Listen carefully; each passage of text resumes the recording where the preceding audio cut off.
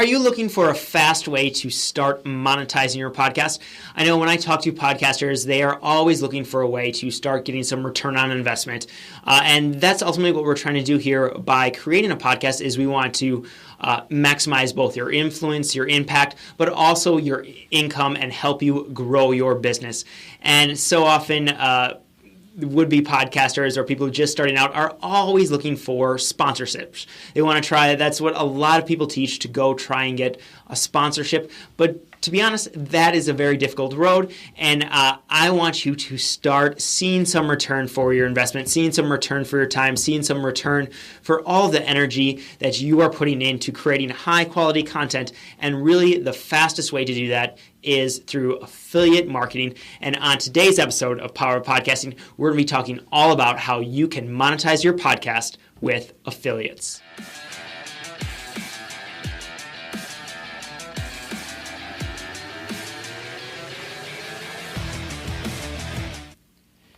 Hello and welcome to the Power of Podcasting. My name is Nick Palkowski and I am your host here. And I'm also the founder of Your Podcast Guru, a business that it really is focused all about helping more people get their message out in the world through podcasting so that they can maximize both their impact and their income. And I'm very excited because on today's episode of the Power of Podcasting, we're going to be diving into monetizing your podcast through affiliates. I'm actually doing kind of a special episode here, and we're going to be seeing an interview with Matt McWilliams. And Matt is one of the go-to people for affiliate marketing. He is experts, people in the content marketing space, people like Jeff Goins, people like Michael Hyatt, people like Ray Edwards, people like Chandler Bolt. They all go to Matt in order to help run their affiliate launches and to help learn more about creating high quality affiliate programs. And people are constantly turning to him because he is the affiliate guy. That's his podcast that he has as well. So we're going to be talking to Matt about how you as a podcaster can start monetizing that podcast, can start growing a business through affiliate marketing. And this is actually a special episode because I filmed this interview with Matt for Podcast University. So you're actually going to get a sneak peek behind the scenes to talk all about and see what Podcast University actually looks like, because I wanted to pull this out for you to give you a taste of what both Podcast University looks like, but then also the things that Matt teaches. And Matt is right now, another big reason I wanted to do this as a special episode is because Matt is currently in his own product launch right now. He is launching No Product, No Problem. This is Matt's course all about affiliate marketing. So I wanted to be sure to give you some information on this so that if you are interested in No Product, No Problem, you can join. You can find out a little bit more about Matt, learn about how the kind of the stuff he teaches, his philosophies, and then hopefully jump on into that course. If you want to learn more about that course specifically, simply head on over to yourpodcastguru.com/affiliate, or you can simply type the word affiliate in the comments, and then you'll get a messenger. You'll get a message from our Facebook page letting you know more details about that course. And yes, in case you haven't put it all together yet, I am an affiliate for Matt's course. So by following that link, you will actually help support the Power Podcasting show, and we can talk a little bit more about how this whole affiliate launch works and how the results of that. And you'll get kind of a behind the scenes of what it looks like when you are going through an affiliate. And for you, it'll as a consumer, it's a very easy process. So simply head on over to yourpodcastguru.com/affiliate if you want to find out more about Matt's course. But without any further ado, let's dive into our interview, our very special interview with Matt McWilliams. Welcome to this month's masterclass. I am here with Matt McWilliams. And if you have spent any time in the information marketing world, you've probably seen someone promoting somebody else's product launch. Well, there is a good chance that Matt has had a hand in that. Matt has been the affiliate manager for many of the top experts, people like Michael Hyatt, Jeff Goins, Ray Edwards, Lewis Howes, Brian Tracy. Man, I think I could keep naming names, but we'd be here all the entire interview. Yeah.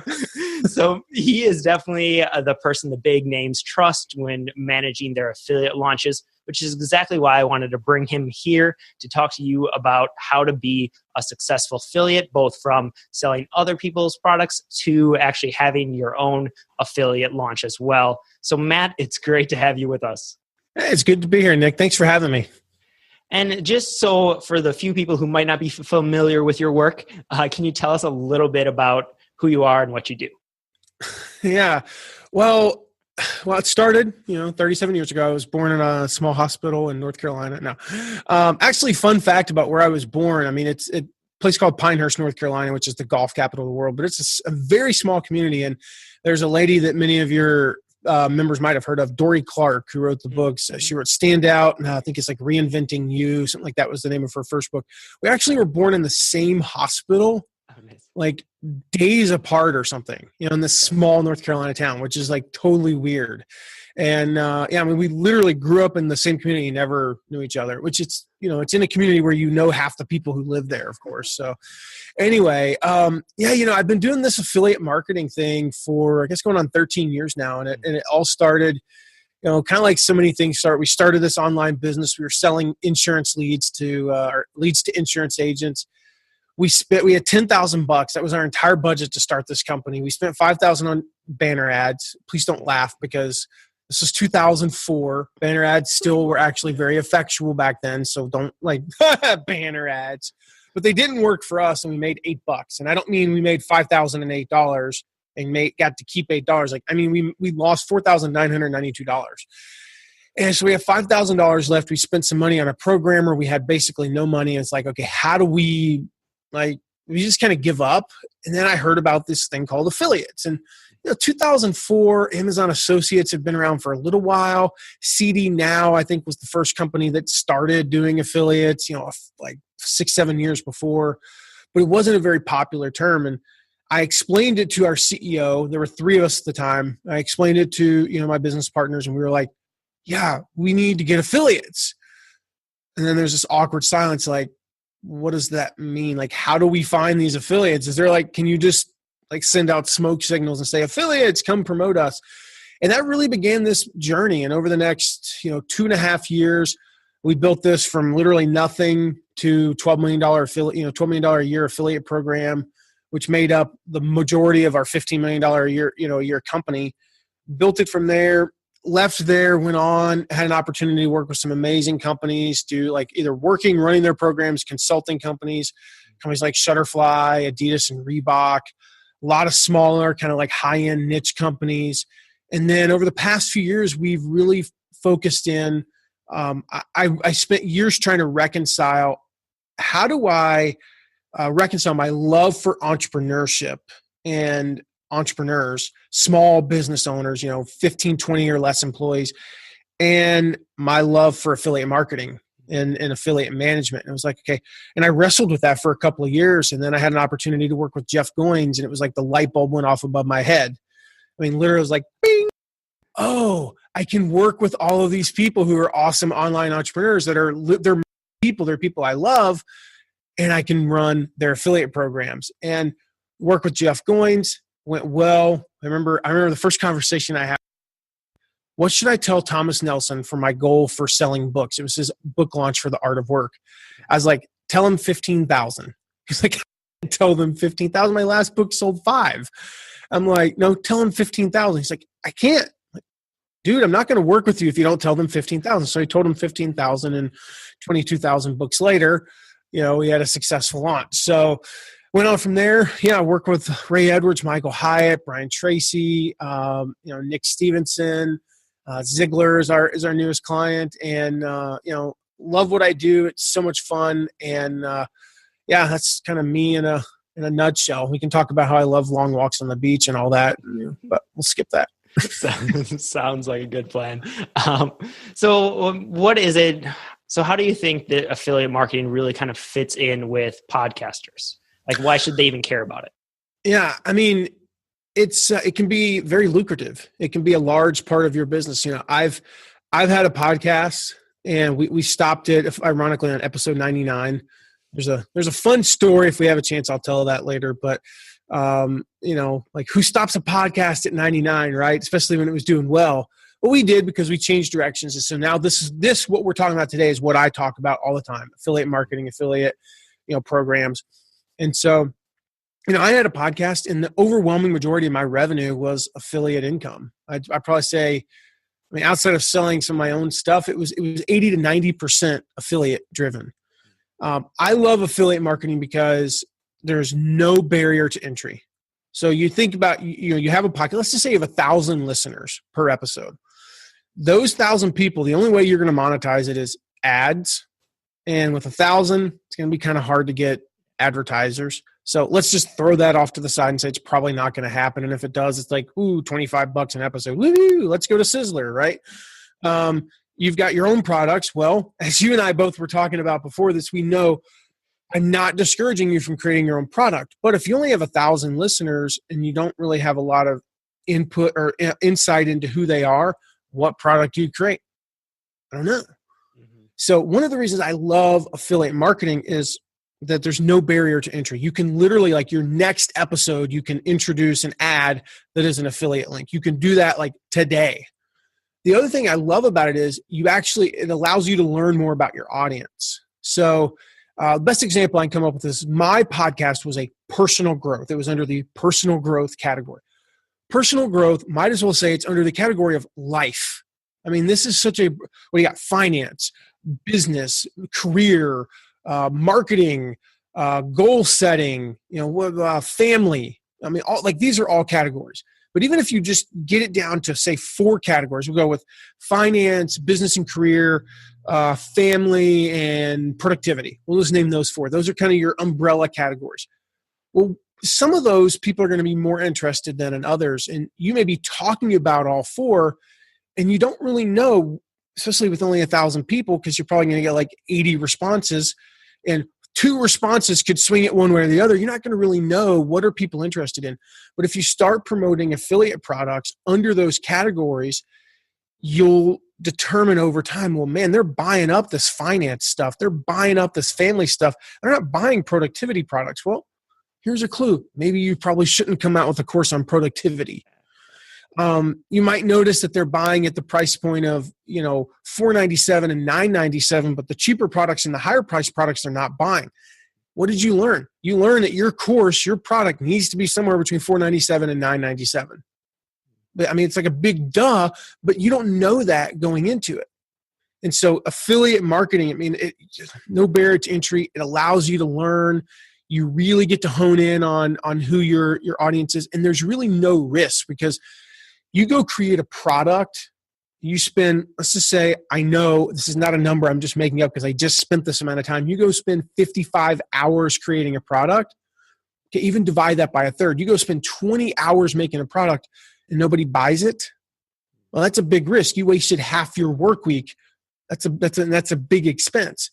You go run a couple of ads for an affiliate offer that, 45 seconds on your podcast, and you make no money. Yeah, oh well.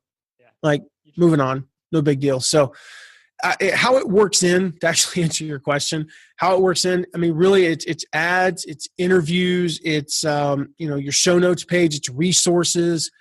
The list really goes on the different things that you can do to promote affiliate offers. And again, it can be as much as 100% of your revenue for your podcast early on, hopefully over time. As much as I love affiliate marketing, I'm the affiliate guy. I don't recommend that, long-term it makes up more than 50% of your revenue, but for a while it could, and it could pay for your Libsyn hosting. It could pay for, if you have an editor that you pay $10 an episode, it can pay for that. And just to answer the question you didn't ask, but you probably are thinking, yes, it works even if you have like 200 listeners. You can still make, you're not going to make $1,000 a month, but you can still make a couple $100 here and there. And I don't know about you, but if you're doing a podcast and it's a part of your business, last time I checked, businesses make money. It's kind of a foundation of a business. So if you're doing your podcast and you're not making money, what you have is a really expensive hobby. So you want it to at least, there's a mental thing. If you bring in $20 a month, cover your Libsyn, cover your whatever, now you have a business. Now you have business, not just a hobby. Yeah, no, and I think that's so important. And the kind of nice thing is there are several different areas where you can really jump in with affiliates, kind of like you mentioned, from the kind of constant ongoing, like even just simply going to Amazon, and anytime you mention a book, like putting a link to Amazon in there, putting an ad for Audible in there, like those are some basic things that you can do from episode 1, like right away as you're starting out. You can start monetizing that way. But Matt, one of the things I think that you do really well at is helping people promote other people's product launches and help them be affiliates that way. So what are maybe, when a podcaster is trying to decide if they're ready for that, what are some of the things they need to think about, or kind of how do they get started in that realm? I'm going to answer the question you didn't ask first, and you may have to remind me of the question you actually did ask. But you said something in there that I want to address, and that is they're deciding if they're ready for this. You need to be ready for this like yesterday. Like right now, what's the old saying? The best time to plant a tree is 20 years ago. The second best time is today. That's like you start from episode 1. And this, I hear this all the time. It's like, well, when do I start monetizing my blog? When do I start monetizing my YouTube channel? For this, when do I start monetizing my podcast? Day one. Like day one. I am not a believer in this whole, well, it's when you have 1,000 listeners. You have, once you're in the top 200 on iTunes, like why would you wait? I mean, Walmart doesn't wait. Like if they opened a Walmart, heaven forbid they open up another Walmart near us, or we're within like 5 miles of 5 of them.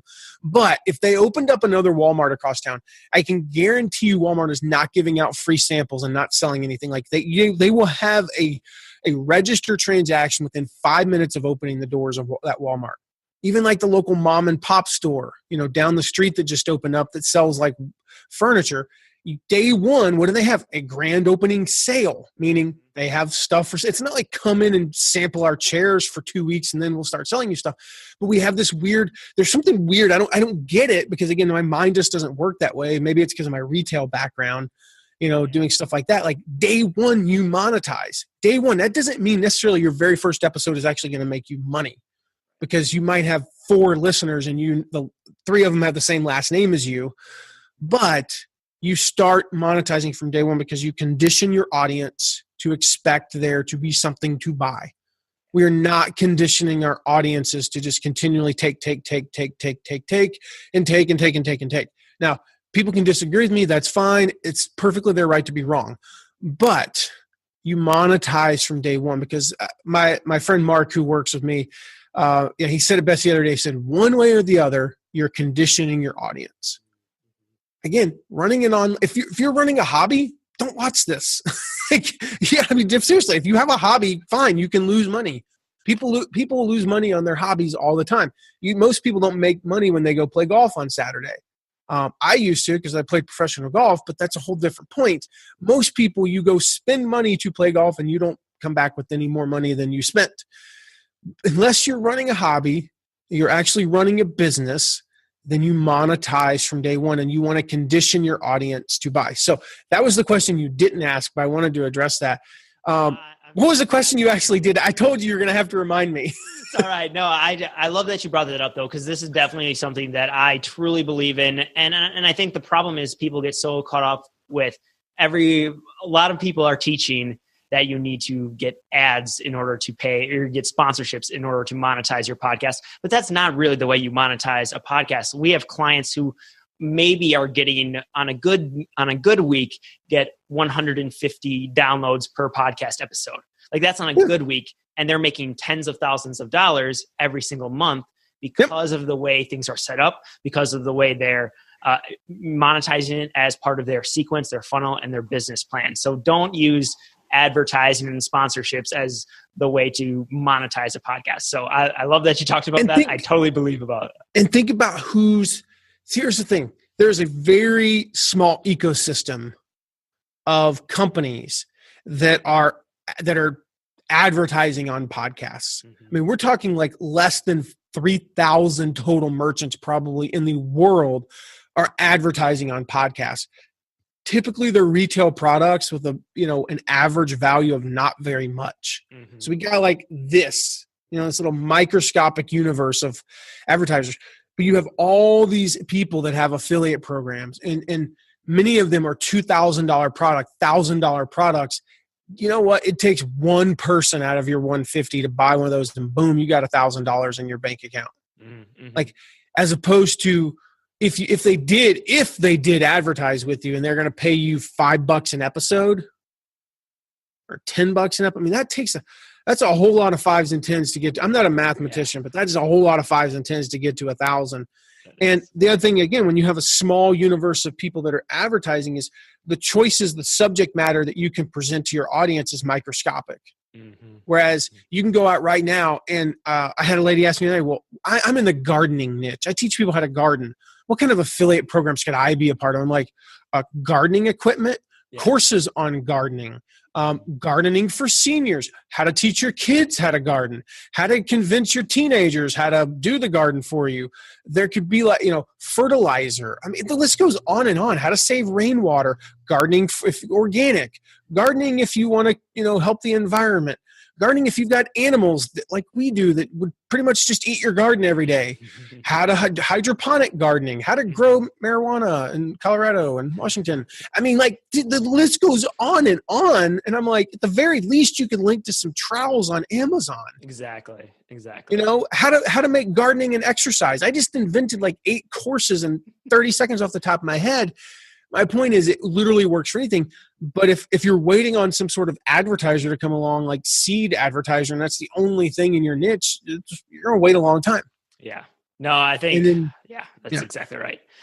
So let's say someone they're now believing it. They know they need to get affiliates. They've already started doing some of the easy to reach ones, Amazon, things like that. But now they're ready to start promoting some courses. What are maybe the first things they need to be thinking about, and kind of what are the big tips you have to be successful promoting somebody else's affiliate product launch? So if you will remind me, I'm going to get you a link to it's actually a scorecard, and I'm going to draw this here. So bear with me for a second. Sounds good. I told you I might do this. I've got to find my it's in my pocket. I literally had my trusty whiteboard pen. So what this is it's a scorecard. And then ultimately, so you go through, you're going to number, you've got a potential promotion. Let's just say there's 5 products, 5 whatever. It really doesn't matter. You've just got you find 5 things in your niche that have an affiliate program. You have 5 people come to you and say, will you promote us, whatever it is. You actually go through this, total it up. And what we recommend is 20. If you score 24 to 30, this is you should probably promote this. It's 20 to 23 is a big maybe. There's some stuff you've got to address. 17 to 19 is a probably not, but maybe for, a podcast, you're going to your entire audience. So you can't really segment it. But if you could segment it, or maybe you want to give it a whirl, anything under 17, you just don't do. This scorecard, we've heard from everybody that's ever used it has basically said, it's given them so much clarity. Oh, I scored a 29. Well, you should this would be a really killer product. It scored a 14. Well, then don't promote it. There's nothing you can do for that 14, because it asks you questions like, has my audience been asking for this? So there's something that, if you get questions like, okay, let's use the gardening thing as an example. What kind of knee pads do you use? What kind of seeds do you use? What kind of soil do you plant in? What brand of fertilizer do you use? If you get questions like that should probably be a clue. That's a good product to promote. Yeah. You definitely want to, that's one of the questions that you probably score a 3 on it. There's 10 questions, you score 0 to 3. If any of them are 0, don't promote it either, because that's a total knockout. But, it asks you has your audience been asking for this? I know how to promote this product. So here's the test for that. Give me a 30-second pitch for this product right now. It doesn't have to be the best pitch, but do you stand there stammering going, well, it's, it's kind of like one of those things that you sort of use if maybe you, okay, let me think. Okay, how would I describe this? If you have to do that, then that's a 0, Yeah. But if you can at least pull some words out that string together in some form of coherency, then it might be a 2, and if you're boom, 30 seconds, I got this, that's a 3. One of the other questions it asks, I know, and trust the person or the company that created this. Now, if you're going to be promoting something for Amazon, well, yeah, we kind of know, and trust Amazon. But if it's some guy and you literally don't have a clue who he is, You look them up online and all you find are scams, it's probably a 0. So it takes you through a list of those questions. You score them. I mean, I wish I had an answer that was better that I could like walk you through now, but that scorecard, everybody we've ever talked to said the number one thing it gave them was clarity. No, I think that's awesome. We'll definitely link up to that here in the description and everything so that people can dive in, check that out. No, I think it's excellent. So when you're putting together when you're deciding, hey, yes, this person has a course and I want to promote it, I want to be a part of their affiliate. What should people be thinking about in terms of how to go about promoting it? What's the best strategies for that? Well, the biggest thing you want to do now, I'm going to speak specifically to kind of the launch model. Actually, I'll talk to both. Let's just say, here's a question for you. What's the average number of episodes per month your students put out? Is it it's 4, usually 4, 5? It's usually weekly. Mm-hmm. Okay. So we got an 8-week cycle. We'll go with week 0 to week 8. Let's just say this is when you're going to promote. Like this is going to be, actually, we'll say week 6. You're going to do 3 weeks of promo for this. So if it's, if it's a product where it's like a product launch formula, Jeff Walker's product launch formula, you've got your PLC, which is pre-launch content that builds up to an open cart here. And then you have a closed cart, there. That's kind of what the model looks like. And so in here, you might talk about the PLC, you might talk about the cart opening. You might talk about, I try not to, as much as possible, try not to talk about things that have like a less than 48-hour shelf life on the podcast. Mm-hmm. So, maybe this episode goes live on a Wednesday and the cart closes on a Friday. You can get away with it because we know our stats, 80 to 90% of the people do listen within 48 hours. I still get downloads on that podcast that ended a year and a half ago. Mm-hmm. In fact, it was like 2 months ago, I got more downloads than the last month got more downloads in like the second to last month of the podcast. I'm like, what the heck, And we're getting like iTunes comments like, I love this podcast. Can't wait to listen to more. And we were joking like, I have a rough surprise for you in store there because you're about 72 episodes from there not being anymore.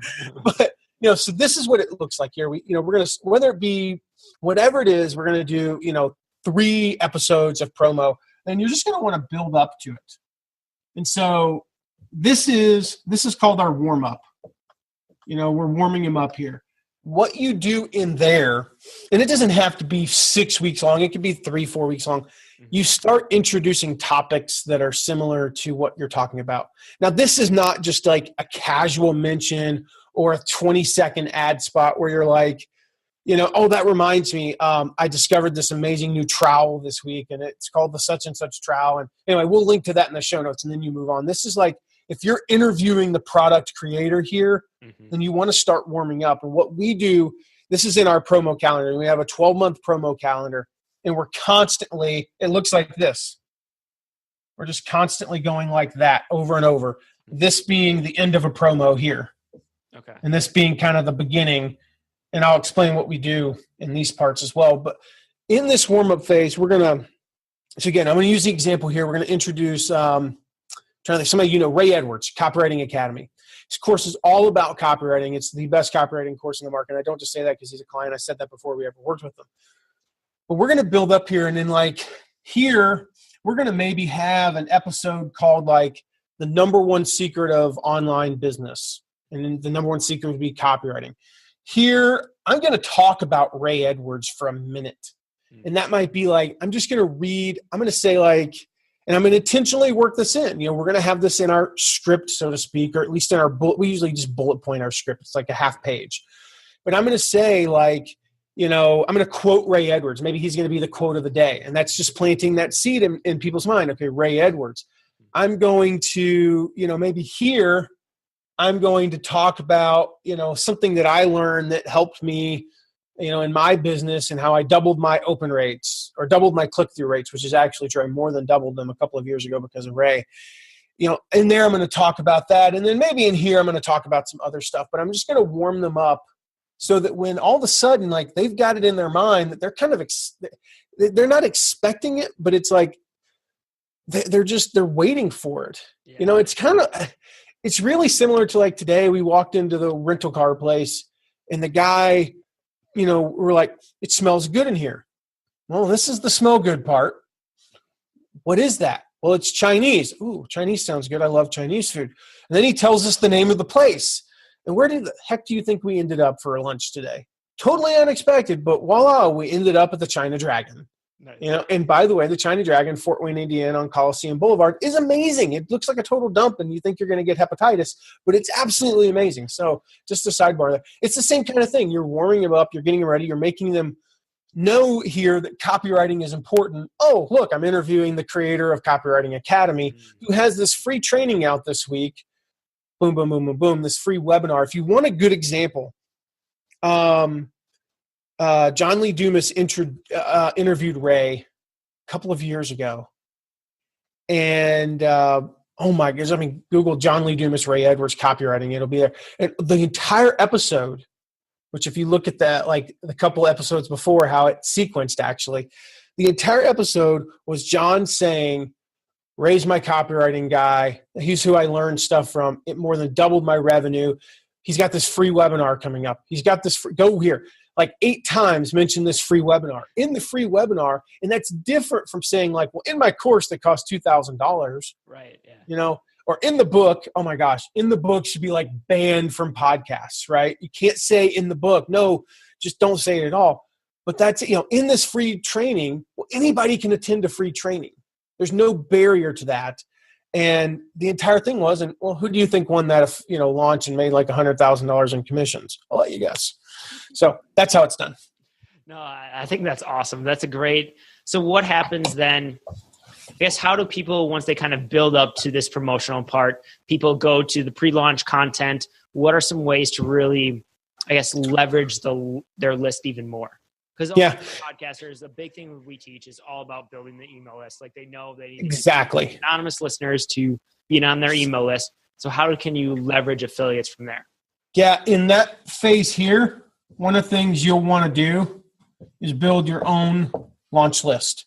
So this is going to be, that post, the podcast about, I don't know, like the number one secret of online business and offer a free PDF about, I'm trying to think of something, my top 10 subject lines of 2016, my top 5 converting emails of, ever or whatever. Free PDF, all about copywriting. Throw in a video where you talk about copywriting. Again, warm them up even more. If you build that launch list, that's going to be the part of your list you're really going to hone in on. But yeah, I mean, all throughout that warm-up sequence, you want to drive them to go opt in for stuff that's related to that topic. And then, of course, use your own list at the beginning of that PLC. Use your own list, and it totally depends on what email system you're using. Some of you are in MailChimp, some of you are in ConvertKit, Aweber, Infusionsoft. But at some point, you merge the two lists and you segment them so they're they're really hardcore interested.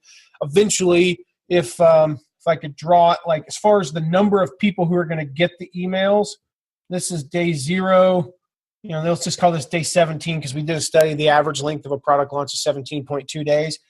It's going to kind of start out like that, and eventually it's going to drop down to here. It might actually, for some people, if this is open cart, and this is closed cart, it might go like that a little bit.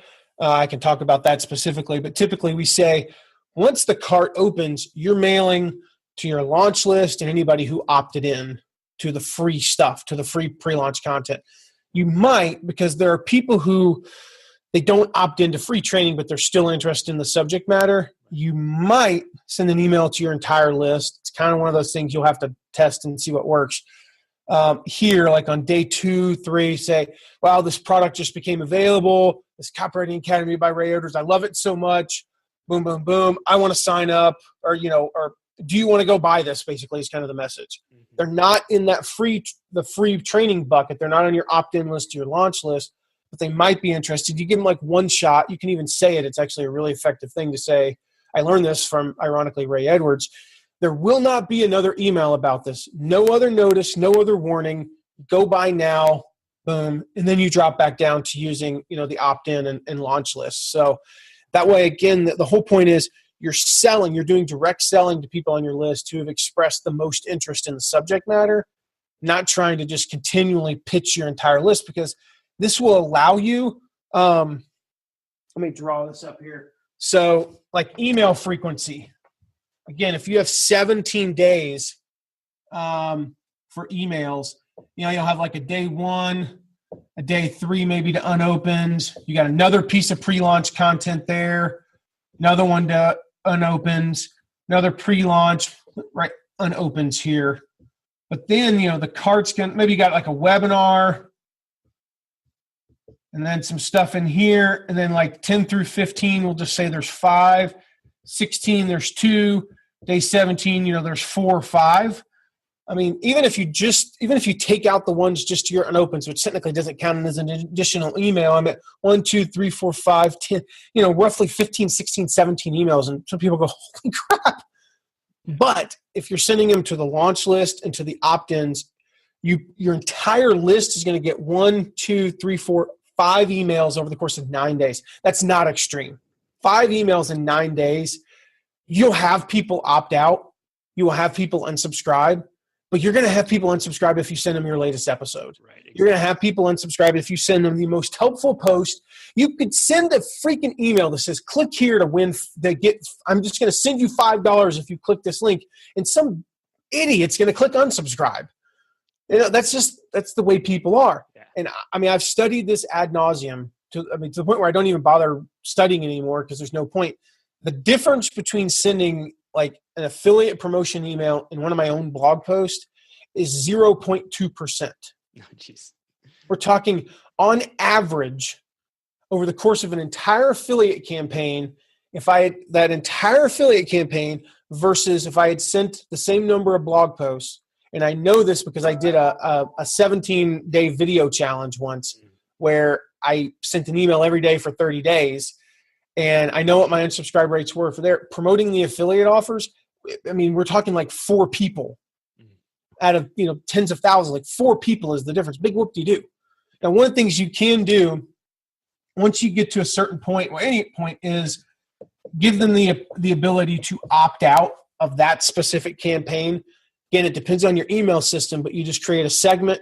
You basically take, let's say you're going to send an email to your entire list. You make your entire list a segment, and then you give them the opportunity to opt out of that segment. They're not unsubscribing from your entire list, and you make that one, if you imagine an email here, and you got all your text up there, and then this is like your prominent call to unsubscribe. It's actually opting out of that sequence. You just say, I don't want to hear any more about insert. I don't want to hear any more about copywriting. I don't want to hear any more about Ray Edwards Copywriting Academy. You make that the prominent one. You'll have a lot of people click that. 10, 15% will opt out of that campaign. Big deal. It's okay. Yeah. No big deal. But then they're not going to click that one. And again, I mean, we have like 4 people click that over the course of 2 weeks. Yeah. So, yeah. And they would have clicked it anyway. Right, exactly. They're the ones who you don't want them on your list anyways. They're just taking up space. Dan Miller, your audience might be familiar with Dan Miller, 48 Days to the Work You Love. He told me once, he said, list size is a vanity number, Matt. Like, that's all it is. It gives you it's like social media followers. It gives you warm fuzzies and makes you feel important. You go, I have a comma in my email list now. Woo! But it doesn't technically matter. So if somebody I've said this so many times, like I got it from Derek Halpern. You send me an email and say, Matt, you email too much. I will scroll down and click the unsubscribe link for you. Like, we can fix that because I don't have an option to just get 1 email from me a week. Right. If that's what you want, go sign up for somebody else. Like, I'm going to send you stuff that I believe in. Most of it is going to be valuable content. You never have to pay me a dime. But occasionally, I'm going to ask you to possibly invest in yourself and invest in me because last time I checked, you're not the one paying my blog hosting bills. You're not the one paying for Libsyn. You're not the one, paying for this, that, and the other. So if you want to click unsubscribe, like, don't let the door hit you on the way out. Yeah. That's cruel. I don't treat people like that, but like, I can't help it. Jim Rohn talked about it. He's like, 100 people will hear what I say and only 50 will apply. He's like, why? I don't know. And if you just are one of those people who clicks unsubscribe because I sent you good stuff, then okay, bye. Yeah, you didn't want them in your audience anyways. You want to create that community, and I think that's the only way to really do it is to actually repel some people and bring in the right ones. And I think that's excellent. Polarization is actually a very effective marketing technique. I mean, look who just got elected president in the United States. I mean, I'm not going to get political, but it actually did work. Mm-hmm. It did. And look at all the people who weren't polarizing. They are not the president. So I'm not endorsing it or anything like that. I'm just saying there's a level you can cross, and by God, we all thought he had crossed it, and he somehow didn't. Polarization, you're either for me or you're against me, is very effective, because what happens to the people who are for you? They become your buyers. Yeah. And you only need 5% of your audience to be for you. The other 95 you can kiss goodbye. And it's all a vanity number. I mean, I would love to have an email list of only 500 people, and every single one of them's bought something from me. Oh, that would be awesome. That would be incredible. Just imagine the type of business that would, that'd be awesome. So what are some big mistakes that you see people make when they're trying to promote affiliate offers? Oh, wow. Gosh, we only have about 10 minutes, huh? Yeah, very big ones. I know you go way into this. The biggest mistake, I'll start with this one, kind of most obvious. They don't. We've talked about that. So that's number one. I think the second thing is they go into, and I say every one of these I'm going to say I've made myself at least twice. They go into it willy-nilly. That's why I recommend that scorecard, because if something's a 25 versus a 23, is that somehow the end all be all that the 25 is? No, because it's a subjective thing based on where you're at that day of the week. Mm-hmm. But if something's a 29, it's a definite. If something's a 12, it's a definite no. And so people go into it well, this is the highest converting program. Yeah, but do you know how to market it? No. Is it a perfect fit for your audience? No. Has anybody ever asked you for this? No. And who cares? You can have a 50% conversion. Nobody's ever going to click to it. And you don't have a freaking clue. You have no experience with it. I think the other thing is, ironically, they think they have to have used the product to endorse it as affiliate. I think that's a good one. Yeah, let's dive into that one a little more. Well, here's the thing. I have personally never driven a Tesla. But I could recommend it to somebody who's got the money and say, you know why? Because Consumer Reports rated it the best car they've ever rated in their entire existence. Yes. And that gives me a certain level of confidence. The other thing is true. I've never been through Jeff Goins' Tribe Riders. Never been through it. He's a client. I don't even have a login to the. Actually, I do have a login. I've just never used it. Why? Because that course is 3-4 years behind where I'm at. Mm-hmm. But I know Jeff. I know what he teaches. I know his heart. I know his talent. And I say, you know what? I have had people look at the course for me, and I've talked to people who've been through it. There are way too many success stories of people that I specifically know that I can wholeheartedly say, Jeff Goins' Tribe Riders is an awesome course, even though I've never been through it myself. Because the thing we have to remember is you're here. This is you. This is a year ago, 3 years. This is your audience. They're somewhere in here. If your audience is over here or right here, why are they following you? Unless you're, and speaking of Jeff, he talks about this, unless you're kind of what your theme, your persona is, I'm on this journey with you. Yeah. And that's a really tough place to be. That's a really tough persona, because talk about that microscopic thing. There are a microscopic number of people who are on the journey with you. At that exact. But here, they're in the past somewhere. And so I my avatar, his name is Pete.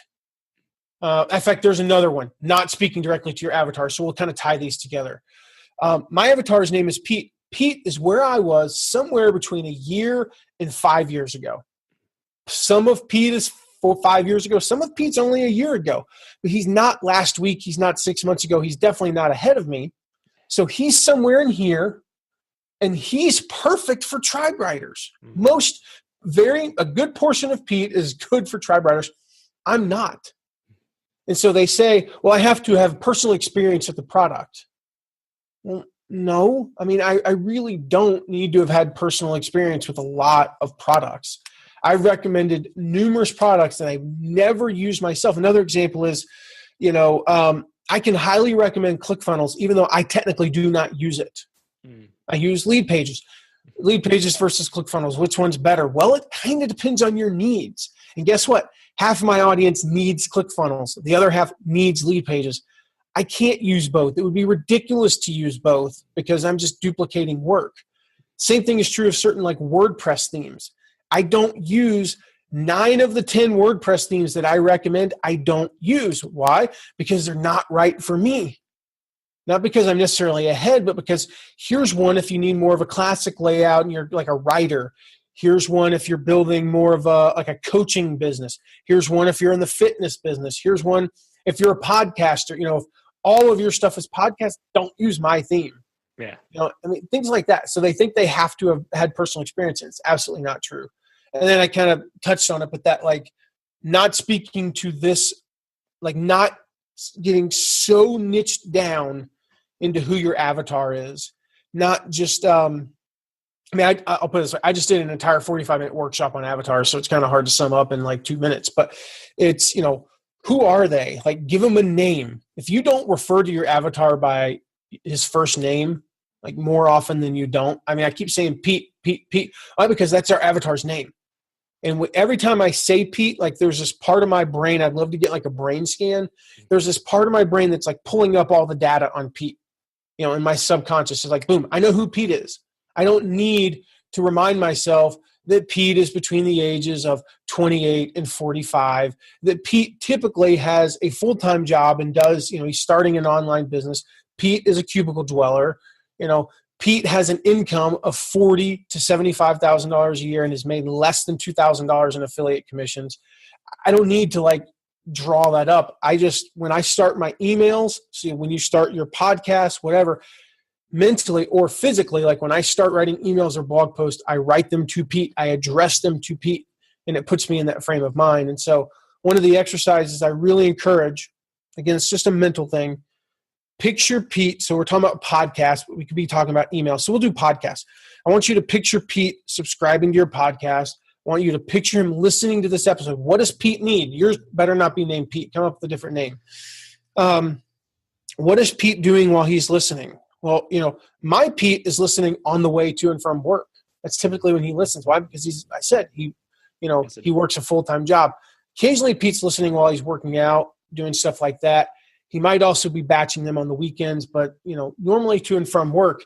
And so when I know that for a fact about Pete, if I know that, then I have to do things like I have to say, hey, I have to use text to subscribe, not go to this URL. Why? Because he's driving.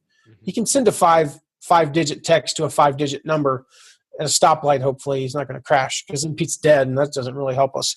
It'd be weird to study like what the people were listening to and they died. I'm actually curious about that. Okay, that was very morbid. I'm going to stop. Okay, so Pete's listening to the podcast. He's going to the URL. He's reading more. I got my eyes closed on purpose. He's clicking the sales page. He's now reading through the sales page. And what's he doing? Well, he's watching the sales video. And what emotions is he experiencing? Well, the emotions he's experiencing are a combination of maybe a little bit of guilt because he hasn't done what he needs to do, but also he's got some optimism. He's got some hope for the future. And now he's clicking buy. He's buying. Now, what experience is he going to have with this product? Well, he's going to experience this transformation. And when you do that, you actually play that out in your mind. Here's what happens when you write email copy, for example, or when you talk on a podcast.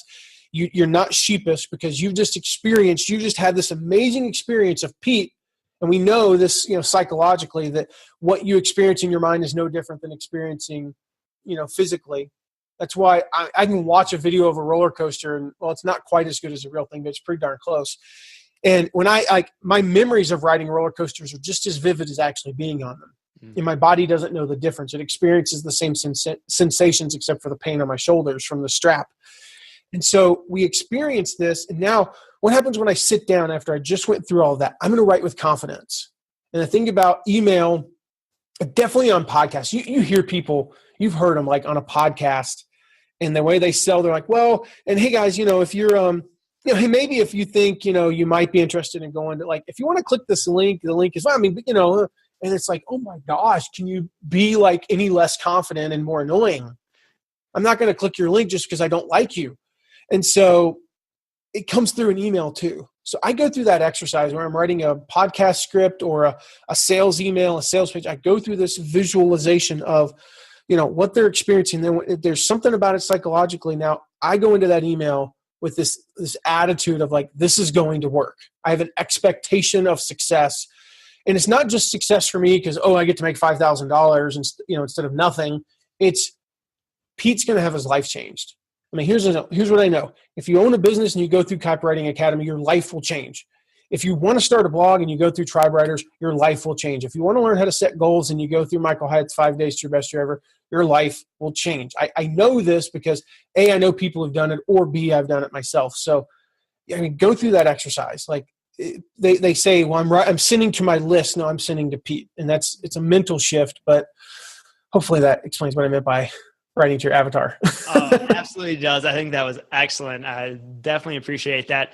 Well, Matt, I know you have a well-deserved vacation to get to, and I am the only thing keeping you from that, it sounds like right now. So if our listeners want to learn more from you, want to learn more about how to promote affiliates or even how to create their own affiliate program, where's the best place to find you? Yeah, MattMcWilliams.com, whether you're looking to we didn't even get a chance really to talk about getting affiliates. Maybe I'll come back on and talk about that, because if you have affiliates, there's no single better way to grow your business than affiliates. It's just like we talked about, being an affiliate is low risk or no risk really. There's no barrier to entry. Having affiliates is the same way.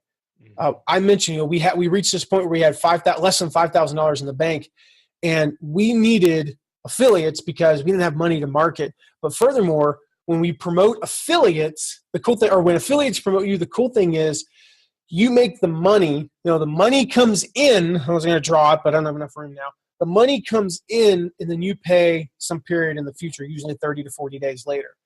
So it actually allows you to cash flow. So we didn't even talk about that, but whether you're looking to learn how to get affiliates, how to be an affiliate, MattMcWilliams.com, I have tons of free resources over there for you. I got the scorecard we talked about, we'll link to, checklists, templates, swipe files, tons of case studies. I love doing case studies because I don't just do case studies with like the Jeff Walkers of the world where it's like, how did you succeed at affiliate marketing? Well, I have 300,000 people on my list. Oh, that helps. No, I have one with a guy named John Meese. John Meese had 1,300 people on his list and was making over $5,000 a month in affiliate income.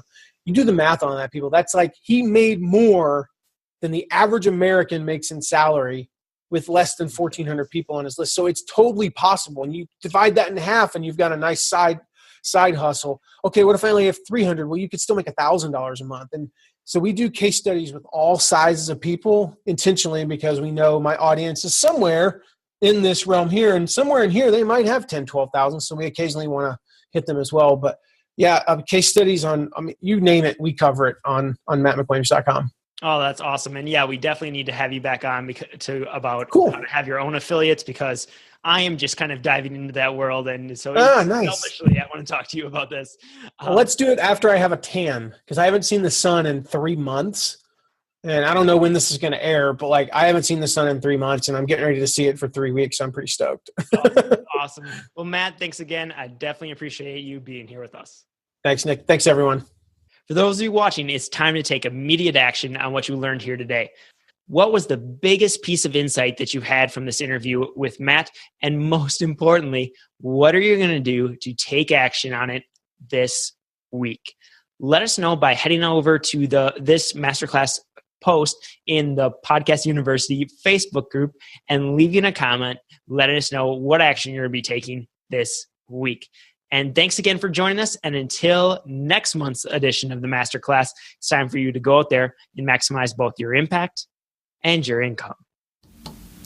And hopefully you really enjoyed this interview with Matt because I do think affiliate marketing is going to be the fastest way for you to start monetizing your podcast and really build a solid business. No matter what level you're at in your audience growth, in your content creation business, affiliates have a place. Whether you're just getting started and have zero audience, you want to start slowly getting some people to paying you for the products and things that you're promoting, that's a great spot. Or whether you're you already have a decent sized list and are just looking to get another stream of revenue, or if you are have your own product and want to start launching your own affiliate products, your own products that other people can be affiliates for, it really truly is a great way to just take your business to that next level. And again, the reason I wanted to play this interview with Matt on this episode of the podcast is simply because his course, No Product, No Problem, is now available. And if you want to go get his course, all you have to do, if you are here on Facebook, simply type the word affiliate into the comments if you're watching on the Facebook Live or watching the replay. Or if you are listening anywhere else, simply head on over to yourpodcastguru.com/affiliate, and you're going to get access to No Product, No Problem. And I just want to really encourage you to go check out that course, because Matt is one of the best people at teaching how to be an effective affiliate. In fact, I've learned a ton of things from him, and I'm actually in the process right now of completely remaking my resource page on my website because of some of the suggestions that he has given me in order to help take things to that next level and to get a more consistent affiliate revenue simply from one page on my website. And he has some great suggestions, and he'll dive into that even more in his course. But in order to help incentivize you to jump into No Product, No Problem, I have a couple bonuses if you go through that link. I'm going to give you 3 months of Podcast University. This is our membership site. It's a very coaching intensive. It's group coaching where you're going to get to interact with me on a regular basis, where you have weekly calls. We'll get 3 months of that for free. You're also going to receive the all access pass to the Impact and Income Summit. We had over 30 entrepreneurs, I think it was 33 people, who gave presentations all on how to create an impact and build an income through content creation. And you're going to get that entire all access pass with all the bonuses for free simply by heading over again and jumping into the No Product, No Problem course. And all you have to do for that is go to yourpodcastguru.com/affiliate, and you'll be able to sign up there. But the course is closing down very soon, so be sure to go take action on that right away. And I just want to thank you again for tuning in to this episode of the podcast, and remind you that every single week we are live on Facebook on Wednesdays at 10 a.m. Central Standard Time. And then, of course, you can find out all the information about the podcast and everything else related to Your Podcast Guru by heading on over to yourpodcastguru.com. And if you want to see the show notes for this episode, go to yourpodcastguru.com/050 for episode number 50. And with that, I want to encourage you to go out there, take action, and maximize both your impact and your income.